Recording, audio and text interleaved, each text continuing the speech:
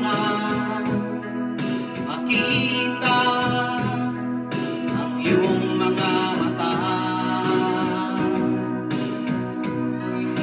Ako'y nabighani na sa iyong ganda.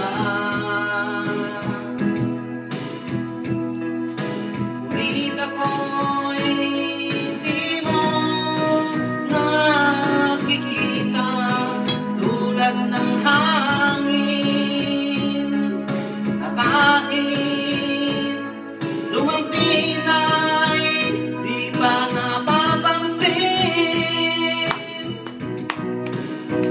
Hindi mo lang alam kung gano'ng nasaktan ang puso ko, at kung nadarama mo lang sana